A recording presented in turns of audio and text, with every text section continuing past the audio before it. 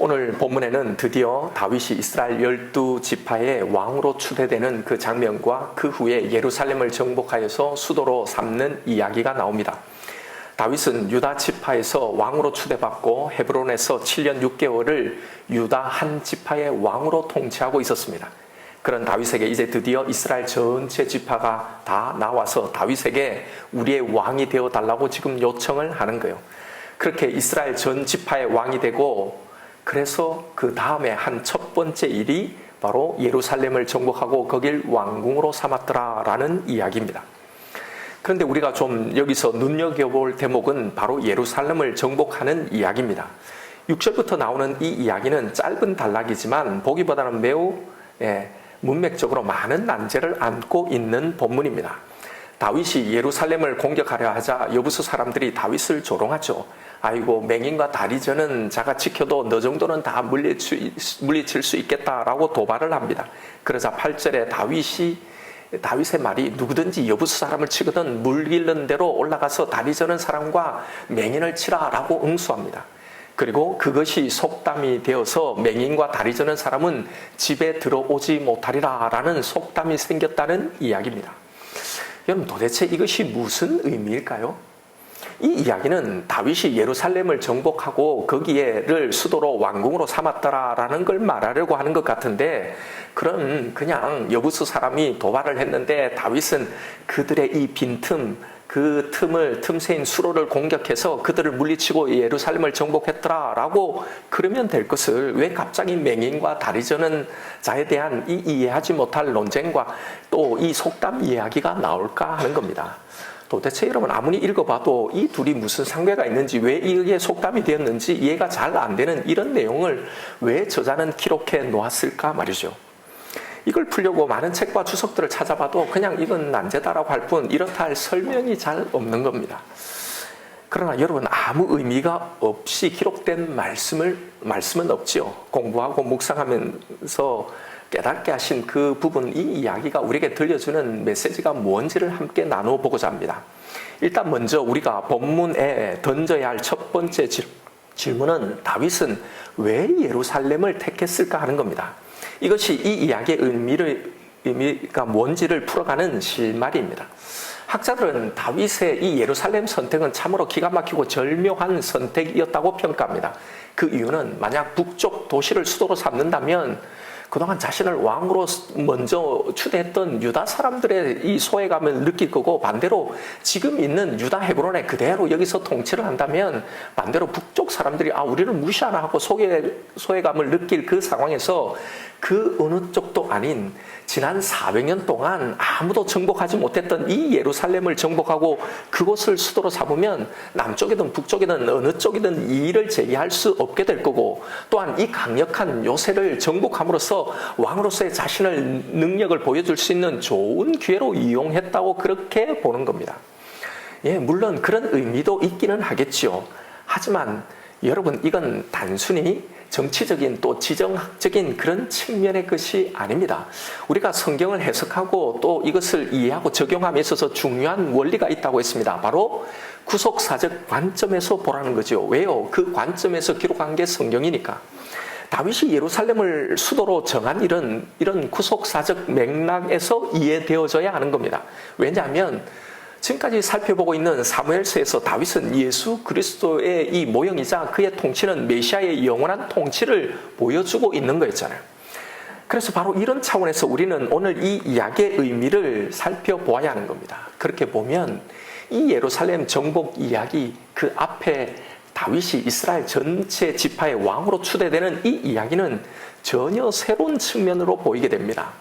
1절부터 5절까지 이 내용은 이스라엘의 모든 지파가 다윗에게 나와서 왕으로 추대하는 이야기인데요. 자, 그런데 2절을 한번 보세요. 2절에 전에 곧 사울이 우리의 왕이 되었을 때도 이스라엘을 거느려 출입하게 하신 분은 왕이셨고, 여호와께서도 왕에게 말씀하시기를 네가 내 백성 이스라엘의 목자가 되며 네가 이스라엘의 주권자가 되리라 하셨나이다 하니라. 자, 이 말은 언뜻 보면 이건 다윗을 이제 자신들의 왕으로 이제 인정하고 모셔오는 훈훈한 그런 장면 같지만 사실은 매우 괘씸한 겁니다. 모든 지파가 나와서 하는 말이 전에 사울이 우리 왕이 되었을 때도 실질적으로 이스라엘을 거느리고 출애굽하게 하신 분은 사실상 다윗 당신이었다고 합니다. 사울이 왕으로 있을 때 그때서부터요. 그러면서 우리는 처음부터 하나님이 당신을 우리의 목자와 주권자, 즉 우리의 왕으로 세우셨다는 것을 다 알고 있었다라는 말을 하는 거예요. 그런데 보세요. 그런데 그들은 지금까지 사울을 따랐던 거잖아요. 사울이 왕이 되었을 때부터 알았다면서도 다윗을 죽이려는 이 사울에게 아무런 저항도 못하고 오히려 사울에게 협조하며 살았던 사람들 아닙니까? 그랬던 그들이 이제 다윗에게 나와서 우리는 당신과 한 골육입니다. 당신은 우리의 목자이고 우리의 주권자입니다. 당신이 우리의 왕이 되어 주십시오. 라고 이 고백을 하는 겁니다. 왜 이들에게 이런 변화가 있었을까요? 왜 이런 고백을 하게 되었을까요? 더 이상 자신을 지켜줄 만한, 자신들이 믿을 만한 것이 더 이상 없기 때문입니다. 100% 만족한 왕은 아니었지만 그래도 왕이었던 사울이 있어서 든든했는데 이 사울이 죽었습니다. 사울이 죽었어도 그래도 믿을 것이 있었죠. 군사력을 가진 아브넬이 건졌으니. 그런데 이제 그도 죽어버린 겁니다. 그리고 남아있던 이스보셋, 유명무실한 왕이었지만 그래도 그 중심이 있었는데 이제 그도 죽고 없는 겁니다. 마지막 남은 왕족인 요나단의 아들 무비보셋은 사고로 장애를 입었기에 자신들이 의지하기는 너무도 어리고 힘이 없었던 겁니다. 다윗이 쫓겨다닐 때는 사울의 편에 있던 그들이 이제 의지할 만한 모든 것이 없게 되고서야 그제서야 나와서 지금 이런 말을 하고 있는 겁니다. 여러분, 이게 누구의 모습을 그려내고 있는 겁니까? 하나님께, 예수 그리스도께 나오는 모든 인생들의 모습이 저와 여러분 우리의 모습을 보여주고 있는 겁니다. 우리가 내 자신이 구원받았다는 그 근거로 가지고 있는 우리의 이 중생의 고백, 이 첫 만남의 이 고백, 영접의 이 고백, 그 고백들이 사실 실체가 이런 거라는 걸 보여주는 겁니다. 내가 주님을 처음 만났을 때 우리는 감격스러운 경험을 하죠. 그리고 그 주님을 진짜 나의 주인으로, 당신이 나의 주인입니다, 당신이 나의 왕입니다 라고 그 감격스러운 고백을 합니다. 그래서 우리는 이 경험을 나의 구원의 그 소중한 근거로 붙들고 있죠. 내가 그때 예수 그리스도를 주로 영접했기 때문에, 바로 이것 때문에 나의 구원을 확신하기도 합니다. 예, 그래도 좋습니다. 그런데 그 팩트는 우리가 알고 있어야 하는 겁니다. 내가 내 입으로 이런 근사한 진리를 시인하고 고백해서 우리는 구원을 그렇게 얻은 것이 아닙니다. 당신은 내 목자요, 내 주권자요, 이제부터 나의 주인이고 나의 왕이십니다. 나를 다스려 주옵소서라는 이 고백의 실체는 사실 이렇게 온전치 않다는 겁니다. 그동안 우리는 돈을, 명예를, 건강을, 내 꿈과 내가 가지고 있던 어떤 그 계획을, 또 그 내가 의지하는 어떤 것을 나의 목자로, 내가 의지할 나의 주인으로, 나의 왕으로 섬기고 살았던 사람 아닙니까? 아마 그것들이 여전히 내 속에 건재했다면, 여전히 존재했다면, 여러분 우리는 그것을 계속 왕으로 섬기고 살았을 사람입니다. 내가 실패하지 않았다면 절대로 하나님 앞에 나올 사람들이 아니란 말입니다. 그런데 왜 나왔냐 말이죠. 내가 근원적으로, 본질적으로 진짜 그렇게 의인으로 거룩한 사람으로 변한 게 아니란 말입니다. 내가 의지하던 나의 사울들이 다 죽고 사라졌기. 그래서 우리는 이렇게 다윗은 하나님을 찾아온 것뿐입니다. 오늘 본문을 보세요. 그래서 이렇게 신앙적이고 영적인 감격스러운 고백을 했지만 이스라엘은 또다시 다른 의지할 뭔가가 생겨나자마자 다윗을 배반하고 모반하는 일이 일어나는 겁니다. 그게 바로 나중에 나올 압살롬의 이야기고 세바의 반역 사건 이야기입니다. 보세요. 이때 한 이들의 이 고백이 그들의 다윗을 향한 그 믿음을 지켜주지 못하더라는 겁니다. 그래서 언제든지 내가 의지할 만한 것이 또 생겨나면 언제든지 또 배신을 하는 겁니다.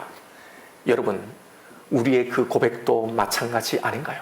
아무리 우리가 눈물 콧물 흘리고 진짜 어떤 그 놀라운 감격, 놀라운 고백을 했더라도, 그렇게 뿌듯하고 감격스러운 그 중생의 경험, 그 고백을 하고서도 우리는 사실 또 주님 외에 내가 기댈 만한 것이 생기면 여지없이 그걸 또 붙들고 의지하는 겁니다. 그래서 내가 늘 자랑스럽게 감증하는 그 변화, 그때 그 고백이요, 우리의 구원의 이유, 그 근거가 되지 않는다는 겁니다. 여러분, 우리는 우리의 믿음 때문에 구원받는 게 아니에요.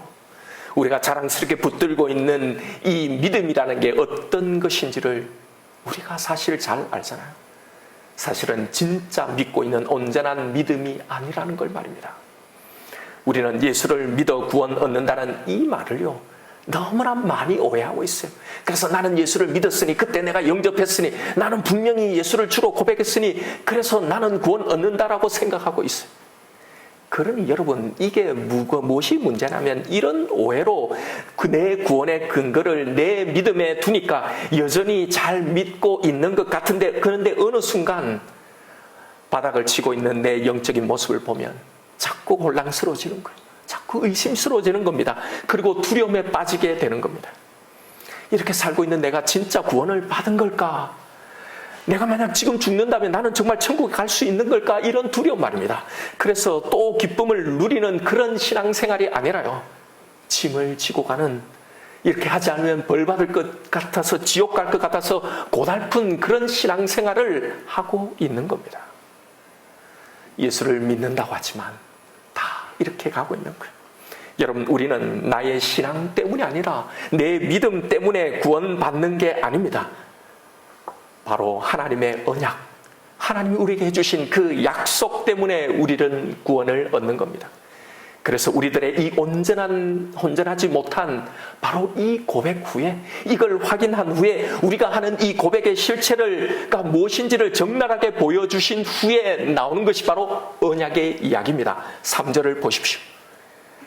그들이 이런 엉터리 같은 고백을 하는데 이걸 보고 이에 이스라엘 모든 장로가 헤브론에 이르러 왕에게 나오매 다윗이 헤브론에서 여호와 앞에 그들과 언약을 맺으매, 바로 하나님이 이런 우리와 언약을 맺으신다는 거예요.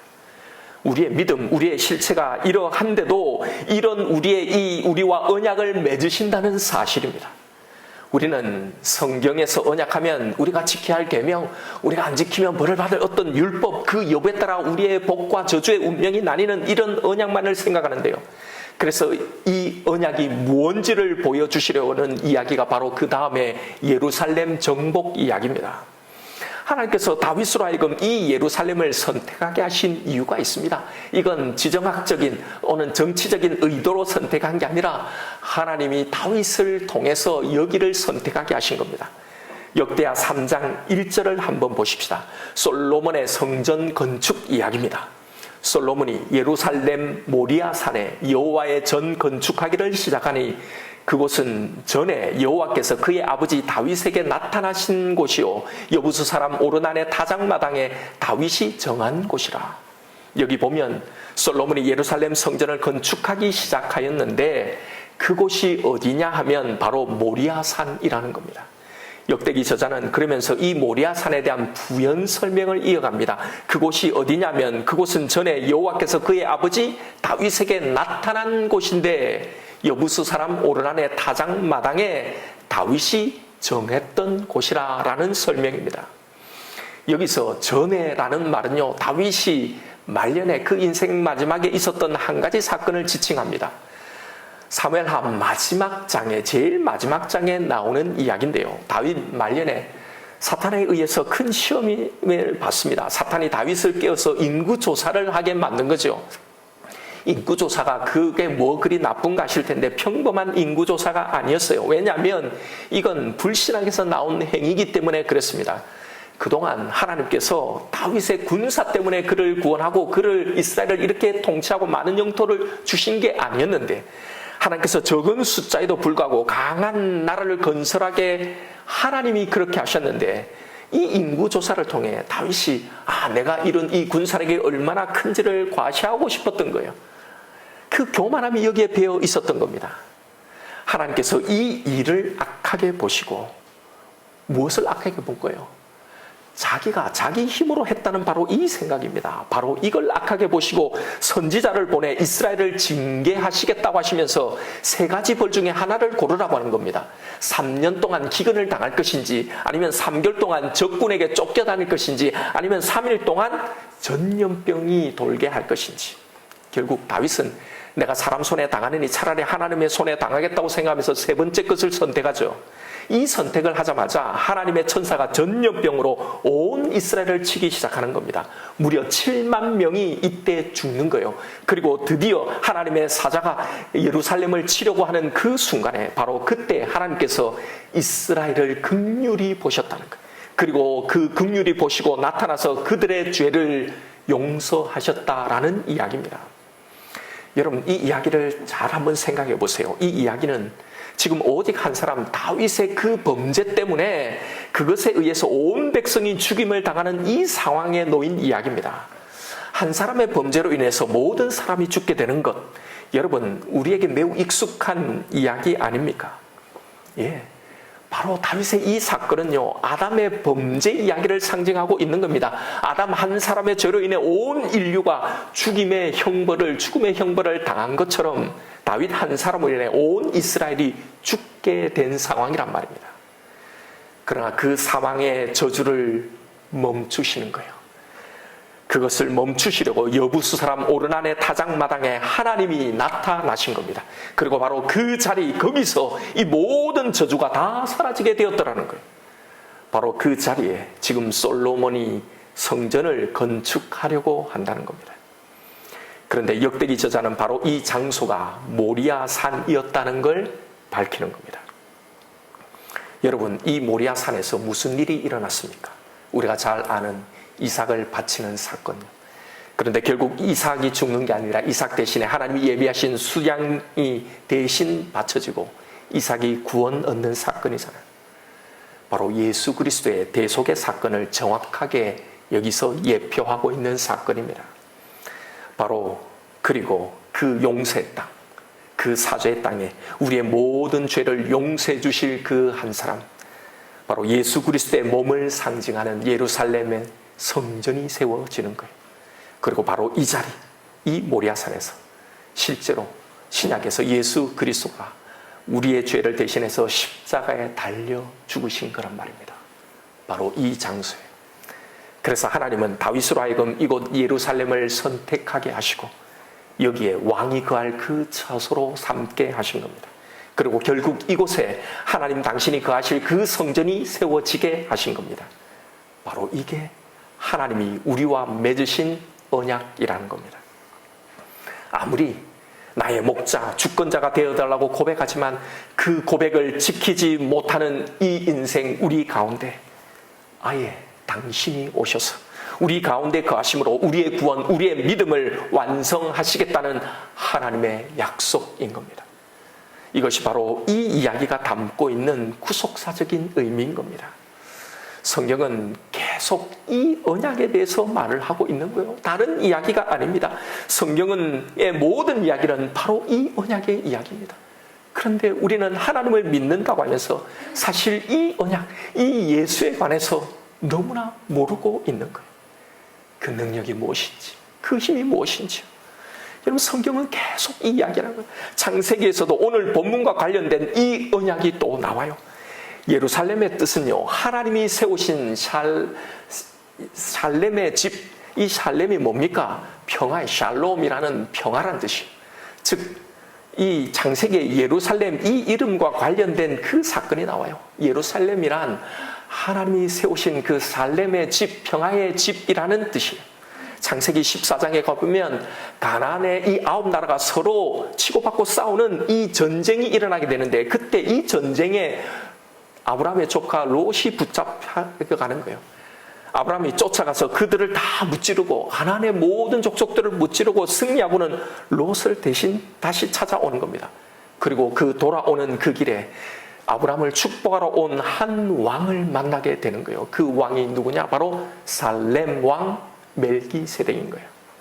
여기에 이 살렘이 바로 예루살렘을 의미한다고 보는 거예요. 아브라함의 이 귀한 위치를 봐 오늘 본문의 이 예루살렘과 일치하는 거예요. 그러면서 창세기 14장 18절에 이 살렘 왕 멜기세덱을 뭐라고 표현하냐면 이렇게 나와요. 살렘 왕 멜기세덱이 떡과 포도주를 가지고 나왔으니 그는 지극히 높으신 하나님의 제사장이더라.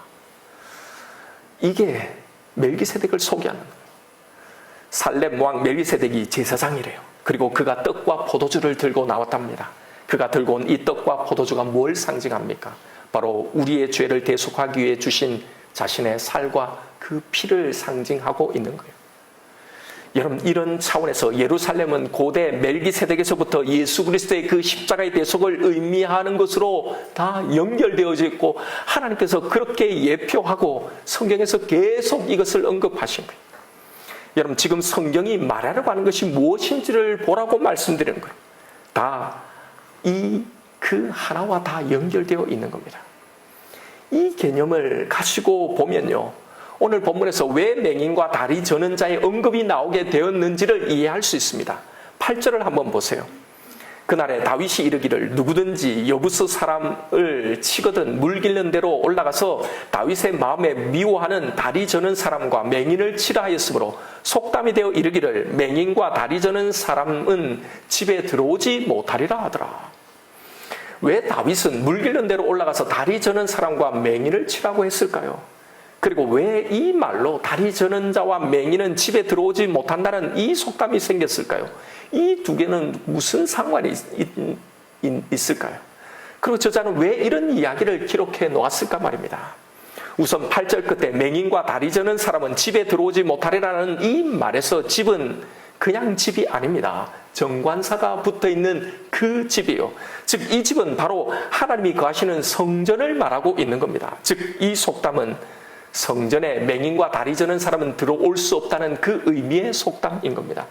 이것이 실제로 구약에서 성전의 규례로 제정되었지요. 여기에 영적인 의미가 들어있는데요. 레위기 21장 17절부터 보면 이렇게 되어 있습니다. 아론에게 말하여 이르라. 누구든지 너희의 자손 중 대대로 육체 흠이 있는 자는 그 하나님의 음식을 드리려고 가까이 오지 못할 것이니라. 누구든지 흠이 있는 자는 가까이 하지 못할지니 곧 맹인이나 다리 저는 자나 코가 불완전한 자나 지체가 더한 자나 23절이요. 휘장 안에 들어가지 못할 것이요. 제단에 가까이 하지 못할지니 이는 그 이유는 그가 흠이 있음이니라. 이와 같이 그가 내 성소를 더럽히지 못할 것은 나는 그들을 거룩하게 하는 여호와임이니라. 바로 이것으로 인해 맹인이나 다리 저는 자는 성전에 들어가는 것이 금지되었던 겁니다. 그래서 신체 장애가 있는 사람들은 제사장직을 맡을 자격이 상실되었고, 또 레위기에 나오는 제사법에 의하면 흠 있는 제물을 드릴 수가 없었던 거예요. 그래서 보면 흠 없는 수양, 흠 없는 송아지 뭐 이런 것들 자꾸 흠없는 이야기가 나오는 겁니다. 여기서 흠에 대한 신학적 이해가 필요해요. 이건 장애인에 대한 차별과 편견을 말하는 게 결코 아닙니다. 여기에 흠은 하나님 앞에 설 수 없는 온전지 못한 우리의 마음, 우리의 거룩과 구별되는 그 죄를 상징하려고 채택된 거지, 이것 자체가 죄라고 이해한다면 그러면 마치 다윗 왕이 진짜 예수다라고 말한 것과 똑같은 거예요. 고로 여러분, 다윗의 이 말에 담겨있는 이 영적인 의미가 무엇이냐면, 죄를 가지고는 하나님의 임재를 상징하는 이 성전에 들어갈 수 없다라는 말입니다. 자, 다윗은 여러분 지금 이 상황에서 자신을 조롱하고 있는 그들 향해 지금 하고 있는 말이에요. 우리가 맹인과 다리 저는 사람이라 할지라도 너는 절대로 여기에 들어올 수 없다라는 여부스 사람들 향해서 말을 하고 있지만, 저자는 사실 이 다윗의 말 속에 담겨있는 하나님의 구속사적인 이 섭리를 끌어내고 있는 겁니다. 다윗의 이 말에는 크게 담겨 있단 말이에요.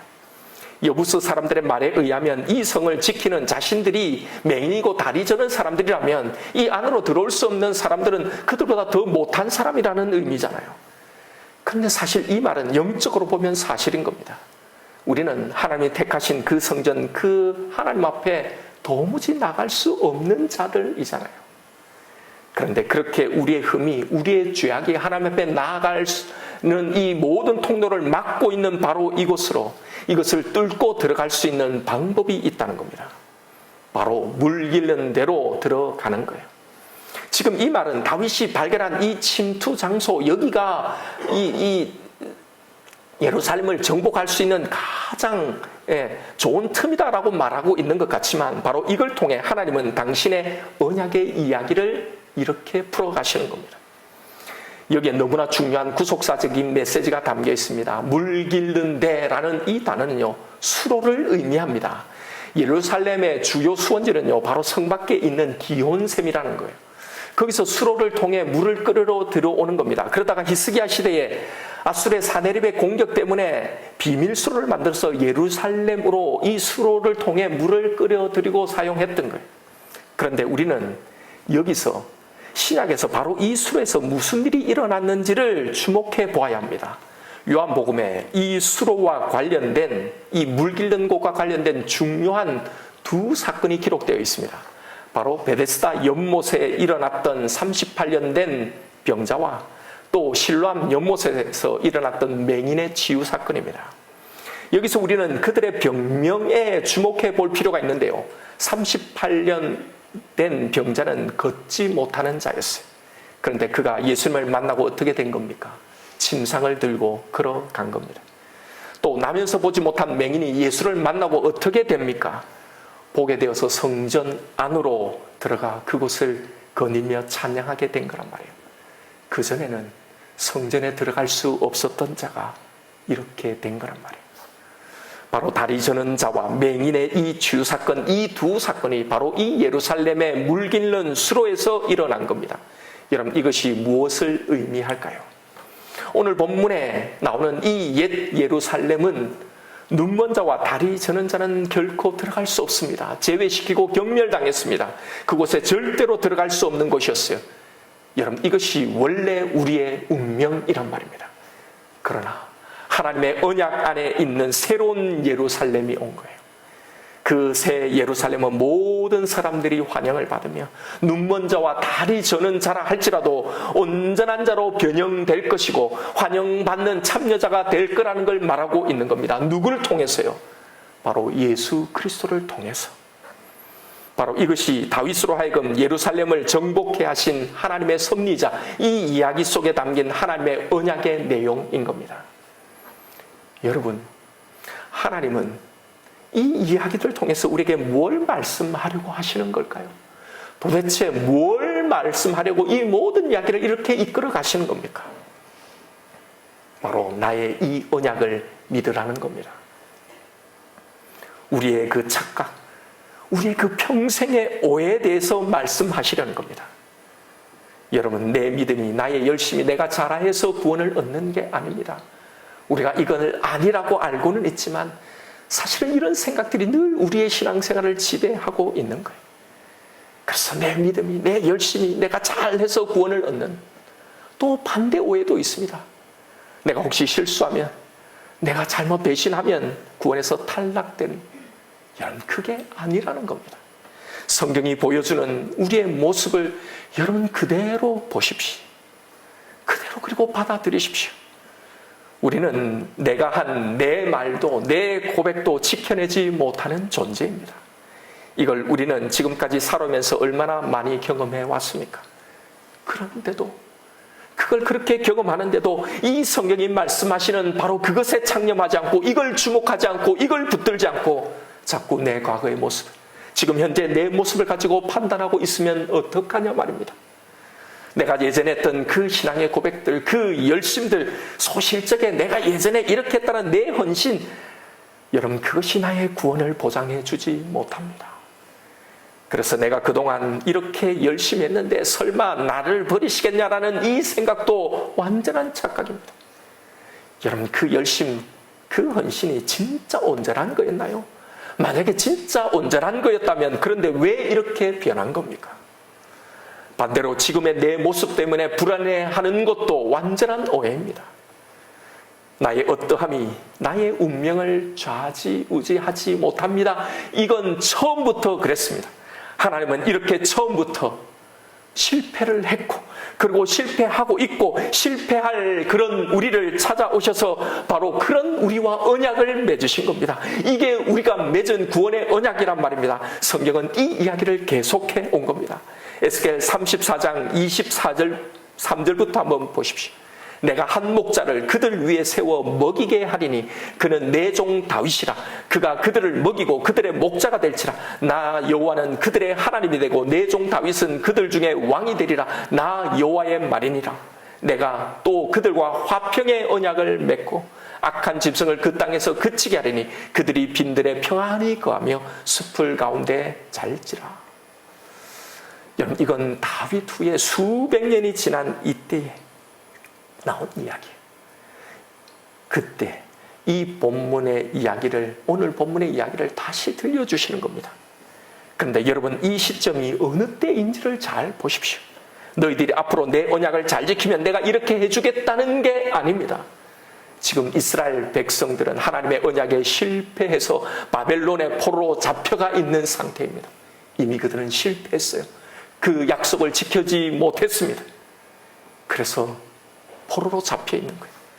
바로 실패한 이스라엘에게 하나님이 이 샬롬의 언약을 다시 주신 겁니다. 여러분, 이건 또 이미 다윗 수백 년 전부터 하나님이 주신 약속이기도 했었습니다. 모세 인도하에 가나안에 들어가기 직전에 모압 평지에서 하나님은 이스라엘을 다 모아놓고 이스라엘과 언약을 맺으십니다. 가나안에 들어가서 지켜야 할 모든 율법을 쭉 말씀해 주세요. 그리고 그걸 지키면 받게 될 복, 그리고 반대로 이걸 어기면 받게 될 그 저주를요. 이게 신명기의 그 긴 내용입니다. 그런데 그 모든 율법을 주시고 하는 말씀이요, 너희들은 실패할 거라는 거였잖아요. 그래서 이걸 기억하도록 모세 보고 노래까지 만들라고 했던 겁니다. 너희들이 실패할 것을 하나님이 미리 말씀하셨다는 이 사실을 기억하도록요. 그리고 실패할 것을 다 말씀하시고, 그리고 실패할 이스라엘과 언약을 맺으신 겁니다. 이게 신명기 언약의 진짜 메시지예요. 그 언약은 율법이 아니라 복음이었단 말입니다. 구약의 모든 이야기는 다 복음의 이야기란 말입니다. 너희는 실패하지만 내가 너희를 그 실패의 자리, 그 저주의 자리에 결코 두지 않겠다는 바로 이 언약입니다. 그래서 실패할 그들 가운데 당신이 직접 들어가 거하신 겁니다. 이게 아브라함 때의 살렘 왕 멜기세덱의 이야기고, 이게 이삭의 모리아산의 그 이야기였고, 이게 구약의 모든 율법 이야기였고, 이게 오늘 본문의 예루살렘의 이 정복 이야기고, 이게 여부수 사람 오르난의 타작마당의 이야기고, 이게 바로 여기에 세워진 성전이 상징하는 이야기고, 이게 바로 우리 가운데 오신 예수 그리스도의 이야기인 겁니다. 그리고 이게 바로 우리를 성전 삼으셔서 우리 안에, 우리 가운데 임하신 성령의 이야기란 말입니다. 바로 이 예수 그리스도가 우리의 실패 한가운데 오신 하나님의 언약이자 그 언약의 실체란 말입니다. 여러분, 성경은 도대체 무엇을 그렇게 이야기하려고 하는 겁니까? 하나님은 우리에게 무슨 이야기를 하시려고 하는 겁니까? 내 언약이 그걸 완성한다는 겁니다. 내 언약이 이 모든 것을 이룬다는 겁니다. 네가 아니라, 너의 어떠함이 아니라, 너의 수준, 너의 실력이 아니라 내 언약이. 그래서 여러분, 우리는 잘못되지 않습니다. 오늘 본문 10절을 한번 보십시오. 만군의 하나님 여호와께서 함께 계시니 다윗이 점점 강성하여 가니라. 만군의 하나님 여호와께서 함께 계시니 다윗이 점점 강성하여 가니라. 우리의 운명이, 우리의 인생이 낙오하지 않고 실패하지 않고 결국은 강성하여서 승리하는 그 이유는요, 바로 이 임마누엘의 하나님 때문입니다. 바로 이걸 이야기해 주려고 하시는 거예요. 나의 어떠함 때문이 아닙니다. 하나님의 언약이 나와 함께 하시기 때문에 나는 실패하지 않는다는 겁니다. 그러니 너를 보지 말고 너의 안에 있는 나를 보라는 겁니다. 우리는 어떻게 되어 간다는 겁니까? 점점 더 강성하여져 가는 겁니다. 우리의 믿음이, 우리의 영권이 더 점점 강성하여질 것입니다. 전에는 조금만 어려움을 만나도 바닥을 치고 마치 하나님이 없는 것처럼, 죽을 것처럼, 염려하고 망할 것처럼 우울해하던 우리가요, 이제 점점 더 강성해져 갈 것입니다. 하나님을 신뢰하는 그 믿음이 점점 자라나게 될 것입니다. 여러분, 이게 진짜 우리가 가게 되는 길이라는 걸 믿으세요. 이게 언약의 길이라는 걸요. 그런 분이 여기 없나요? 그냥 감정적으로 잘 되어서 기쁜 게 아니라 정말 하나님을 믿어지게 그 결과를 정말 내가 믿기에 지금 좀 어려도, 지금 좀 문제가 있어도, 조금 좀 힘들어도 전에와는 다른 어떤 그 힘들, 안심되는 그 마음들이 하나님이 죽이시겠냐 하겠냐, 하나님의 그 사랑이, 하나님이 뭔가를 하시겠지라는 믿음이 없습니까? 그런 분들이 있을 겁니다. 예전과 달리 조금씩 하나님을 알아가면서 점점 강성해지는 그 마음 말입니다. 이렇게 우리는 이 전쟁에서 점점 더 강해지는 겁니다. 지금 비록 밀리는 것 같고 수세에 몰리고 있는 것 같을지라도 오직 이 왕권, 이 약속, 이 언약을 믿고 나아가 보세요. 반드시 이런 강성함을 경험하게 될 겁니다. 이걸 확인하게 될 겁니다. 이게 약속이니까요. 그러면 달라져요. 문제가 없어서가 아니라 전에 내 속에 없었던 그 믿는 구석이요, 하나님의 그 일하심을 믿게 되기 때문에 생기는 그 든든함이 생기는 겁니다. 이게 성장이고 이게 강성해지는 겁니다. 문제가 없어서, 문제가 다 해결되어서가 아니라요. 이 과정이 우리의 믿음이 가는 과정이고 반드시 이 과정을 가야 하는 겁니다. 10년, 20년 믿었는데도 이 과정이 없다면, 이게 도대체 무슨 말인지 전혀 모르겠다면 여러분 내 신앙을 한번 진짜 진지하게 점검해 보셔야 합니다. 여러분, 우리가 어떤 존재인지, 그런 우리와 맺은 언약이 뭔지를 보세요. 그리고 이 언약을 붙드십시오. 그것만이 살 길입니다. 이 안에 모든 것이 다 들어있는 거예요. 하나님이 예수 그리스도를 통해 보여준 그 언약, 맺으신 그 언약, 여기에 다 들어있는 것입니다. 이런 우리를 이렇게 사랑하시고 이 언약을 맺어주신 그 하나님의 사랑을 신뢰하십시다. 바로 지금 이 문제, 이 일도요, 지금 이 상황도 이 언약 안에 있음을 믿고 안심하십시오. 이것이 우리가 해야 할 이 언약에 대한 진짜 반응이고 일인 겁니다. 하나님이 우리에게 원하시는 이 언약에 대한 반응이 바로 이거예요. 성경이 말하고 있는 하나님을 믿는 신앙이 무엇인지를 보십시오. 하나님을 믿는다는 것이 무엇인지를 보세요. 우리가 얼마나 이걸 모르고 오해하면서 나를 이 언약의 바깥에 놓고는 율법 아래, 두려움 아래 살게 하는지 모릅니다. 여러분, 성경의 모든 이야기는 바로 이 언약의 이야기입니다. 하나님은 이 이야기만 하시는 거예요. 왜요? 여기에 다 있기 때문에. 성경의 모든 권능과 능력이 바로 이 언약의 신실함인 겁니다. 반드시 그가 하신 그 약속 그대로 된다는 것, 이게 진짜 권능이고 진짜 능력인 겁니다. 이 하나님의 사랑의 언약, 이 약속을 믿고 살아가는 삶이 신앙생활입니다. 그래서 마르고 닳도록 성경의 모든 시대와 모든 이야기를 들어가지고 성경은 이 이야기를 하고 있는 겁니다. 이게 지금 우리에게 능력이고 나를 일으키고 살리는 그 권능으로 작용하지 않는 건 바로 이 언약을 믿지 못하기 때문입니다. 그래서 낙심하고, 그래서 침체하고, 그래서 우울한 겁니다.